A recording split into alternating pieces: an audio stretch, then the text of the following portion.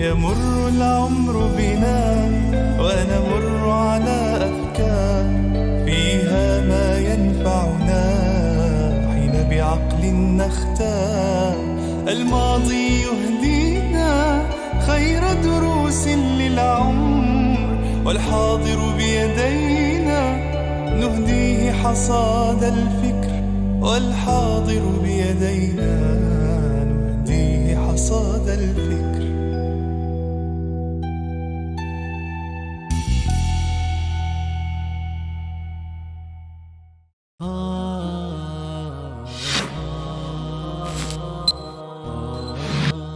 Meşhur dəvətçi doktor Tarix Süveydanның Təfəkkür Cəvhərləri namlıq proqrammasını huzurunuzğa sunumuz.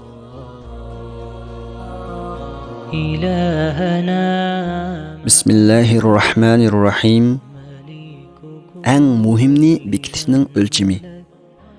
Bugungi suhbatimiz ishlarning ən muhimini bekitish haqida bo'ladi. İnsan və dövlətlərinin nişani intayin köpdür. Lekin bilib olishimiz zarur bo'lgan muhim masala bo'lsa, bizga berilgan umrning cheklik bo'lishidir. Agar bizga cheksiz vaqt va ko'p mol dunyo berilgan bo'lsa edi, eng muhim ishni bekitishga ehtiyoj tug'ilmagan bo'ladi. Ammo bizga berilgan har xil fursatlar cheklik bo'lganligi uchun qilish tegishlik eng muhim ishni oldin bekitib olish zarur bo'lib qoladi. Undaqda eng muhim ishimizni qanday bekitimiz? Bir shaxs, shirkat yoki davlat va yoki bir xalq bo'lish sifatimiz bilan ko'plagan nishon va mashg'ulotlarimiz bo'ladi. Bu xil holatlarda eng muhim ishimizni qanday belgilaymiz? Tuvanda eng muhim ishni bekitadigan bir qancha o'lchamni so'zlaymiz. Eng muhim ishni bekitadigan o'lchamlar. Muhim ishni bekitadigan birinchi o'lcham ehtiyoj bo'lish. İnsanning oilasi bilan normal yashab, hayotligini saqlab qolish uchun yemak-ichmakka o'xshash zarur narsalarga jiddiy ehtiyoj bo'ladi. Mana shuningga o'xshagan ehtiyojlar bir shaxsga nisbatan eng muhim deb qaraladi. Hatto ehtiyoj ba'zida davlat uchunmi eng muhim narsa bo'lib qoladi.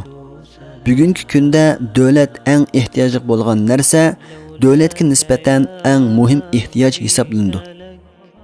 Davlatning asosiy ehtiyoji ba'zida bexatarlik va muqimlik bo'lsa, yana ba'zida ishsizlikni keltirib chiqargan siyosat yo'linishini o'zgartirish bo'ladi.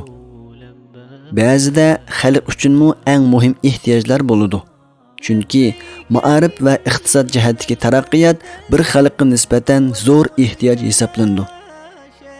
Gohida bir xalq bilan yana bir shaxs, bir davlat bilan yana bir davlat, bir xalq bilan yana bir xalqning bu xil ehtiyojlari o'xshash bo'lmaydi.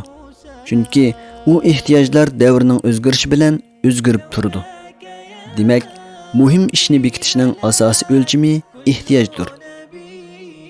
Eng muhim ishni bekitishning ikkinchi o'lchami manfaatlanishning tarqalish nisbatidir. Muhim deb qaragan ishdan qanchalik kishining foydalanadiganligiga qarashimiz kerak. Ba'zi kishilar shaxsiy ehtiyojini bir butun xalqning ehtiyojidan ustun ko'radi. Bunday qilish qat'iy to'g'ri emas. Chunki muhim deb qaragan ishdan ta'sirlanib foydalanganlarning soni oshgan sari u ishning muhimlik darajasi shuncha yuqori bo'ladi. Albatta, bunday bir ishning muhimlik darajasi bir shaxsning oilasiga foydalanadigan ishdan ustun bo'ladi. Eng muhim ishni bekitishning uchinchi o'lchami manfaatning davomlanish nisbatidir. Agar muhim deb qaragan ishning foydasi vafot topgandan keyin davomlashadigan bo'lsa, uning muhimlik darajasi vafot topgandan keyin foydasi oxirlashadigan ishdan ustun bo'ladi. Shunga foydasi asrlar bo'yicha davom qiladigan ish, foydasi bir qancha yil davom qiladigan ishdan muhim bo'ladi. Buni esdan chiqarmaslik kerak. Eng muhim ishni bekitishning 4-o'lchami ta'sirining nisbati va o'zgarishning doirasi. İnsanlarga cho'nqur ta'sir qiladigan va ularni yiltizdan o'zgartiradigan ish ta'siri oddiy bo'ladigan ishlardan muhim bo'ladi. Eng muhim ishni bekitishning 5-o'lchami unimining tezlik nisbatidir. Ba'zi ishlardan unum hosil qilish asrlarcha ko'p vaqt oladi. Ya'ni ba'zi ishlar qisqa vaqtda intayin tez sur'atda unum berdi. Albatta, unumi tez bo'lgan ish unumi asta bo'lgan ishdan afzaldir. Ammo uning ta'siri yuqori, tarqalishi ko'p va manfaati davomlashadigan bo'lishi kerak. Unumning tez bo'lishi muhim, ammo hammadan muhim emas. Eng muhim ishni bekitishning 6-o'lchimi imkoniyat selishtirmasi. İmkoniyat doirasidan halqagan ishlardan yiroq turib, imkoniyat doirasidagi ishlarni qilish kerak. Eng muhim ishni bekitishning 7-o'lchimi qiziqish va ixlos qilish.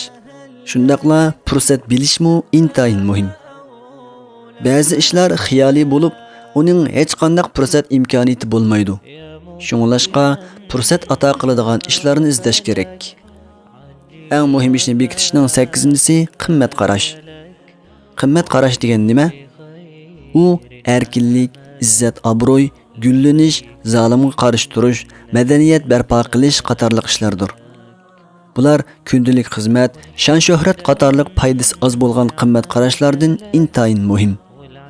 Shuni unutmasligimiz kerakki, plansiz nishon quruq orzuga barobar. Nishonlar intayin ko'p. Eng muhimi birinchi qatorga tizilmagan nishonning natijasi isrofxo'rlikdan boshqa narsa emas. Eng muhim bo'lgan ishni to'g'ri bekitish va uni qimmat qarash ustiga qurish intayin muhim.